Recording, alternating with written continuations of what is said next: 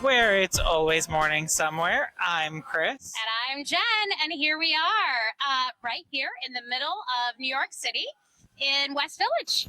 In the West Village. So excited to be here with you. I know, it's not our first time here. It's not our first time here, and certainly not our last, but Chris, tell us why West Village is so special. Yes, so we're down here because we talked last week about the Stonewall Inn riots and the impact that it had on the LGBTQIA plus movement. And so as you will see behind us is the actual Stonewall Inn. And so where we are actually standing is on Christopher Street, but we are actually here where there are several LGBTQ plus places that people can come to. So the Stonewall Inn is probably the most notable.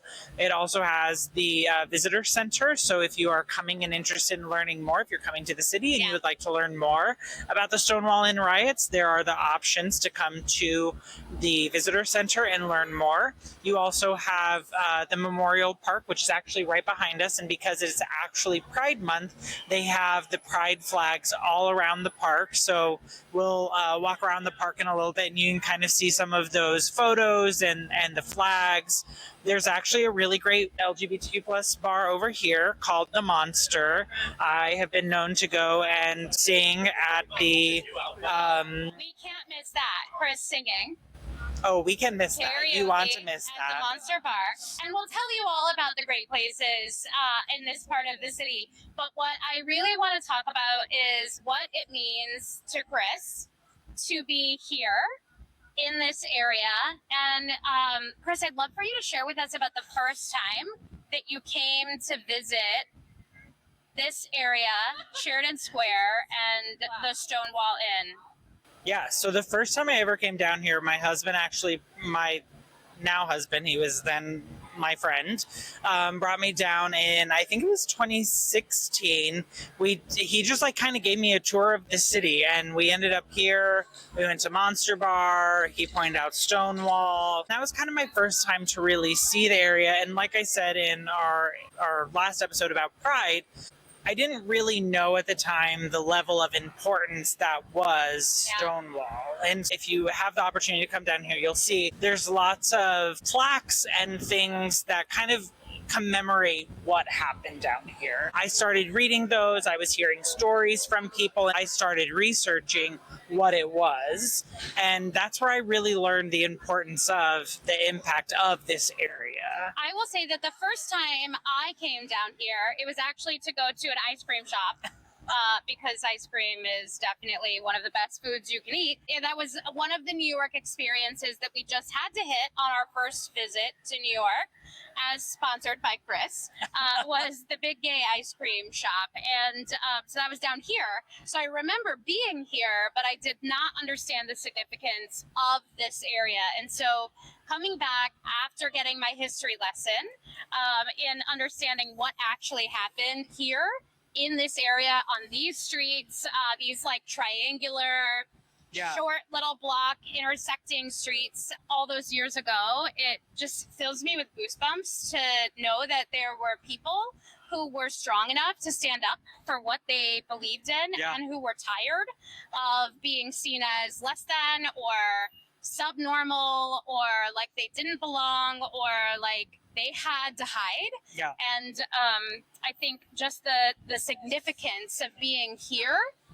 in this space where all of that happened reminds me that like now is as good a time as any for us to stand up for what we believe in. And for me, that is the kindness and like the empathy to treat everyone as human, regardless of like where you come from, who you love. You're human just like me, and we should all remember that. And you deserve the same rights that I get to have, and I'll keep fighting for those until that day comes. It's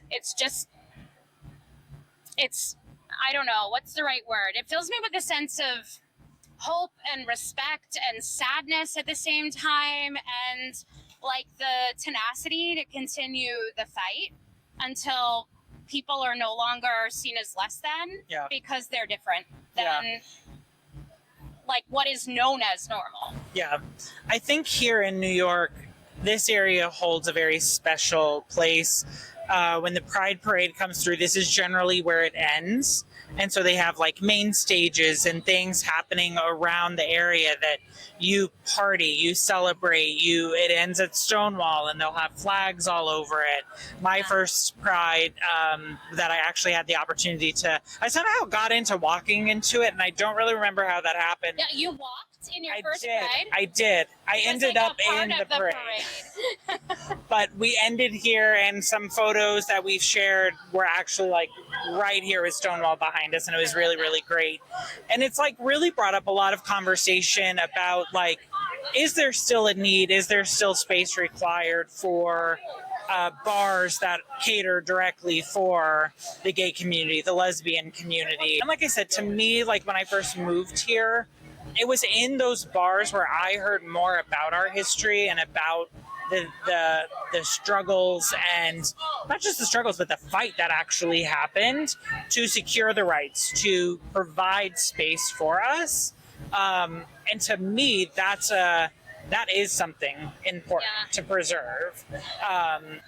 It's a really interesting question that you posed to me. I think it was yesterday. Is there still a need to have like gay bars specifically? And my first instinct is to say, well, yeah, because so often the experience is that you're still seen as somehow not the norm. Yeah. And so you need a safe place where you can actually go kind of relax and feel just like anybody else would. Yeah. And that is not always a given, in other places. And so for anyone that has that sense of community, a place that you find as where you can just kind of go, like, let the stress of the week fall away and, relax and, what we do after work on a Friday. Yeah.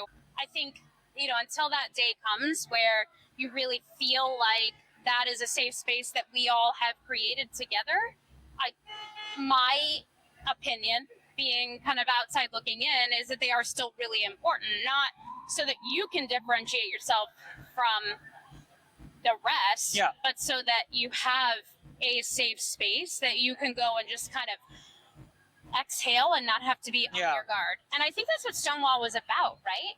Well, I mean, yes, like it was opportunities for people to go out, to be amongst people who are like them. And not have to worry about being themselves. Right. And so, or not being themselves. Yeah, well, not have to worry about not being themselves. Right. Yeah. So I do think back then those spaces were really needed because it was illegal, like all of the things that we talked about. But I do think the question being posed more now is there is more cultures coming together. And people are welcome. But in some spaces more than others. I will absolutely say our experience in sharing this content this month is that, it is absolutely not something. It's not a safe space. It's not a space that's welcome. There's definitely been some haterade thrown our way for just speaking up for kindness and humanity. And then there's been some people that have dissented in a way that's like a little less hateful, but still a little assertive, like by saying that you are wrong for who you are and that I am wrong for supporting you. And like just to be told that you're wrong for being the person that you are. What a privilege that was a surprise to me to have to experience and something that's not okay. So my opinion is that we will continue to advocate until there is a space where, I'm not saying everyone has to agree, but just that you don't have to. We have a right to exist. Yeah. We have a right to love the people that we want to love. They're just as you probably did not have a conscious decision around the person that you loved or the person you were attracted to. I had no more of that than you did. I appreciate you for saying that and for being an ally and for responding to some of those comments and like, no, we will share this content. We will post it because I do think it takes brave voices who are in it, but it also, like we've talked about, takes allies who are willing to help and support in the fight. Well, I think for me, it's not a choice. It's just being human. Yeah. Right. And so I guess that's one of the things that we would ask all of you is we so appreciate you listening. We appreciate your support. We appreciate you helping us to step back and ask the question, of yourselves, of others. I continue to ask that question of myself every day, whether it's about pride specifically or, other things. Like, am I seeing people for who they really are? Am I leading with empathy? And I think that's what we're about, is how do we continue to put ourselves in places where we lead with empathy and we continue to grow our understanding of what that looks like. And for me, that is what standing in this square feels like this time around. Now that I am educated and I am so fortunate to have someone who was willing to help me understand how to get educated, because this is not something that I was taught. What? This wasn't in your U.S. history class? I mean, through all of my various education endeavors, this information was not that accessible, and it did not come that easy. And I actually had to go through a process of unlearning a lot of things that I had been taught. I would not have been able to do that without the empathy that you have shown to meet me where I'm at, and know that how can we come together and see each other as people and start changing the way that we interact if we don't figure out how to understand each other for who we are, and if we're not willing to share those experiences together. So I know how fortunate I am to have a friend like you, and to be able to do that. Same. All right. Well, how about we take a little walk around and I can point out some of the amazing things that this part of the city has? I would love that. I will follow you. All right. Well, here we go. The joys of recording on city streets. You'll see here on the right, this is actually the Stonewall Inn Monument. It is a park that is here in the middle.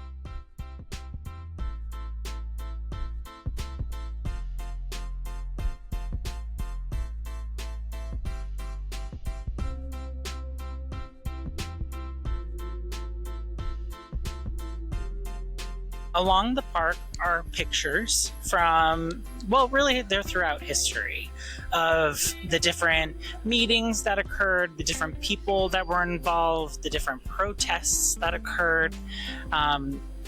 This area is truly steeped in a lot of LGBTQIA plus history. The pictures do actually have QR codes on them, and so using them, you can kind of follow the history and the explanation of what they are about. Ooh, Ace, you're gonna work hard on this one. Got that producer making the $0. I think for me, this picture says a lot. Like, it's just the emotion where you see somebody holding a sign saying, I am a human being. And to me, that's the point of all of this. That's the point of our conversation, is not I am human in spite of, right, but I am human, just period. Right. And the fact that people have to still say that, who don't fit what pop culture determines is the norm, I think is something we all have to work to change. I don't disagree. And to know that, these people stood here how many years ago? I don't think they stood here.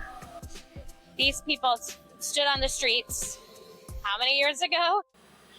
But just the fact that these people were standing on the streets holding the sign not that long ago. The Stonewall riot occurred back in 1969. That is recent history. Yeah. Right? We're not talking hundreds of years ago. So this is a recent fight that people have gone through. And we're still fighting. Correct. A fight that is still happening every day. And depending on who is politically in power, how loud and how forceful you have to be. Just to say I am human too. Just to say I'm human. And that's all I'm asking for. I think, to me, that picture is worth a million words. Yep, I'd agree.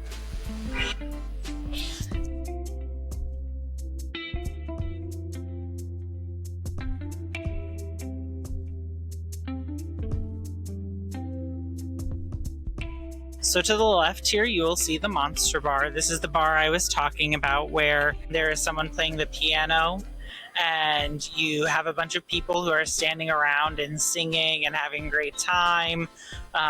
Show tunes, pop hits, all of them. And then downstairs, there's space to actually dance and just have a great time with people who are like you, it's part of your community. So this is a great bar. This is one of the first ones that Frank brought me to whenever he took me on the tour all those years ago.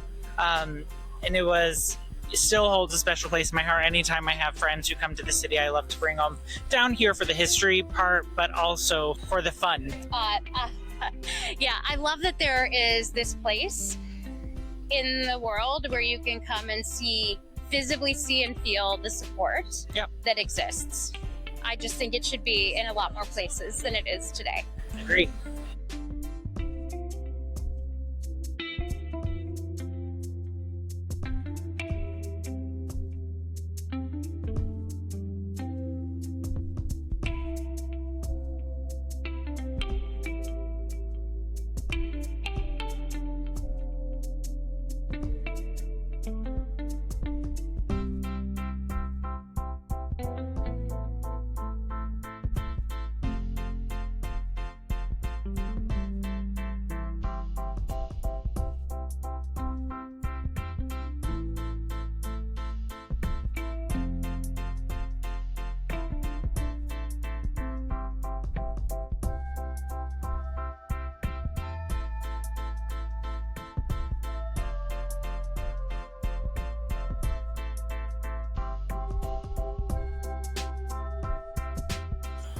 So we talked about how the Stonewall Inn riots happened back in 1969. The first commemorative parade, if you will, happened in the summer of 1970.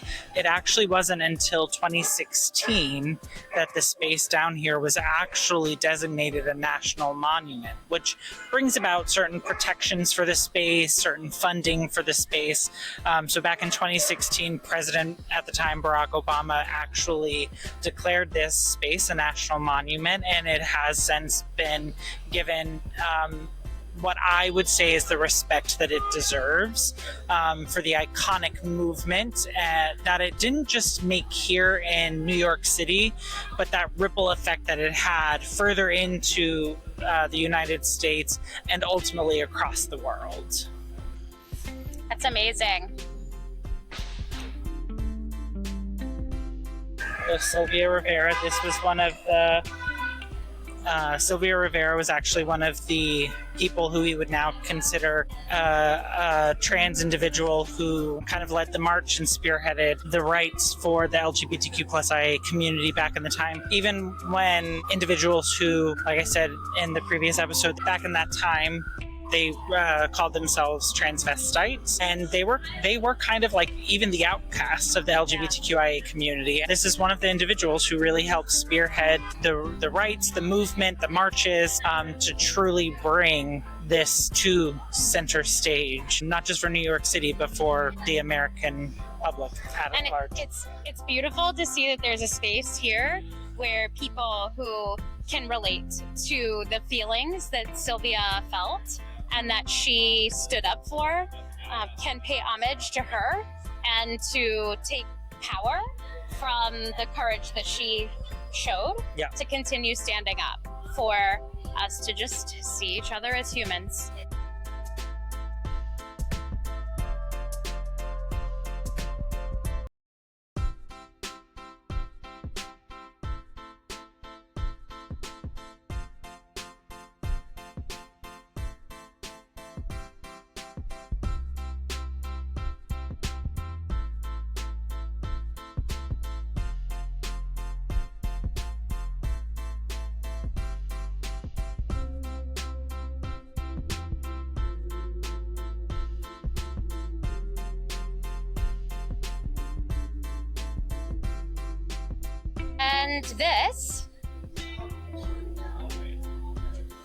And this is the Stonewall Inn. This is where it happened.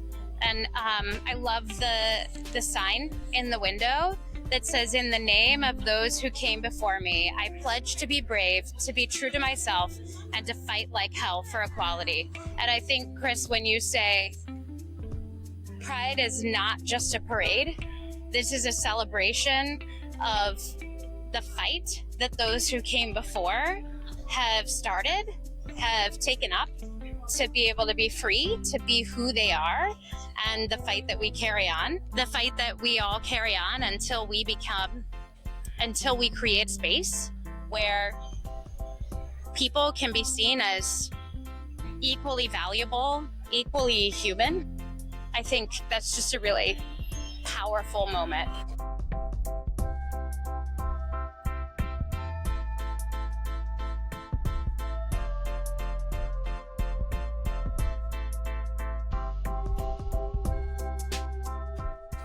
So this is a photo of Marsha P. Johnson on the right, another individual who I would say really spearheaded the way for the riots that occurred. Based on some history, it is said that she potentially actually threw the first rock that kind of started the whole thing. And you know, depending on whatever you read or whatever you believe, at the end of the day, Marsha P. Johnson, Sylvia Rivera were individuals who are on the front lines of this. Well, and I think, to be very clear and very fair, when we say throw the first rock, rocks were thrown. This community had been oppressed for many years, had been treated incredibly poorly, had been killed for being who they are. When we say threw the first rock, what we mean is in the uprising to take their humanity back. Correct. What we don't mean is they didn't start the fight. They did not start the fire. No, they did not. You hear the saying, the straw that broke the camel's back. This was the straw that broke the camel's back in June of 1969. And as people are being, carted away, the potential of jobs being lost, the risk of lives being upended forever, people finally just had enough. And this was the strike back. And like I said, Marsha P. Johnson and Sylvia Rivera were considered on the front lines. And I love the reminder that it just takes one of us to have enough courage to stand up and to fight back and to use our voice to say enough is enough, and all people are human. Yep. And we all have the same right to dignity and respect, and we should all consider how we can be more like Marsha. Yep, agreed. If you are able to visit the Stonewall National Monument, you're going to find that there are pictures all around the fences.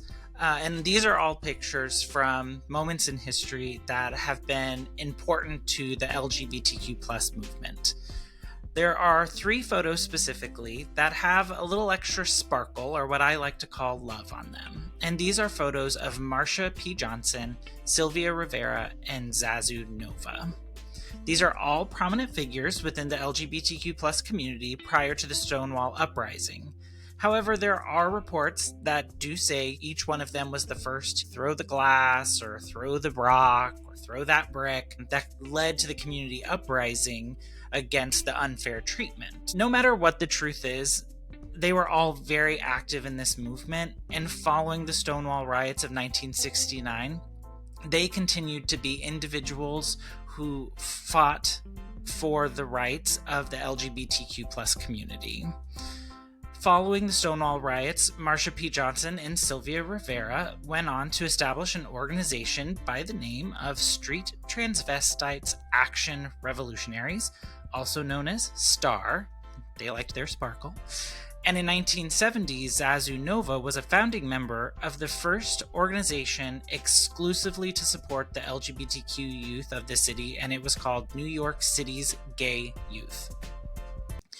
I do think it's important to share that as we were pulling this information together to finalize this video, we found that many of the pictures, the stories, and the history of these individuals had been removed or edited from the National Monument's website per the January 20th, 2025 proclamation that there are only two biological sexes, male and female. Many organizations that support the LGBTQ plus community wrote letters, made noise, got the press involved. Ultimately, whenever I was looking through all of this stuff, the one that stood out to me came from the National Parks Conservation Association.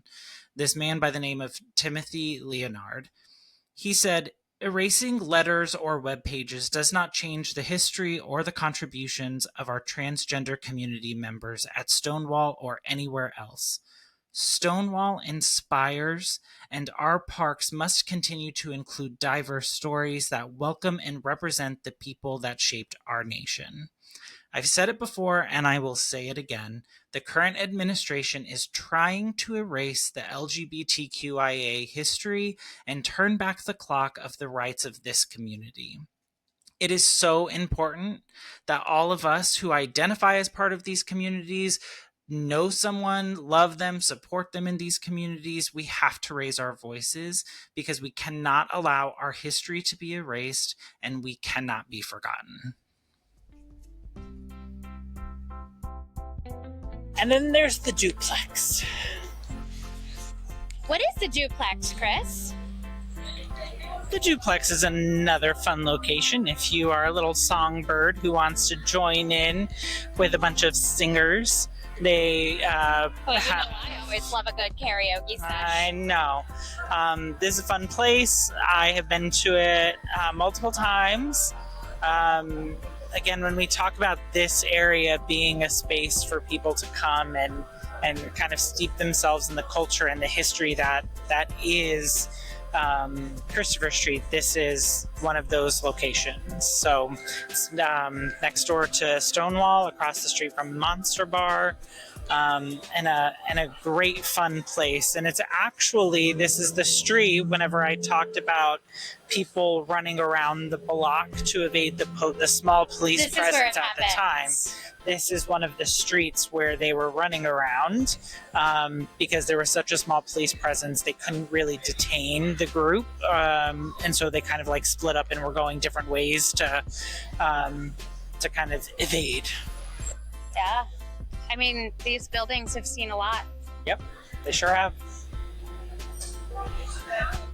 Well, Chris, thank you for making the time to bring me down here and to show me what the West Village and Sheridan Square and this area have experienced over the years, and for helping to continue to ground me in a history that we're not currently teaching in schools. Correct. That we're being told shouldn't be taught in schools, and it really is a part of the fabric of who we are as Americans. So, correct.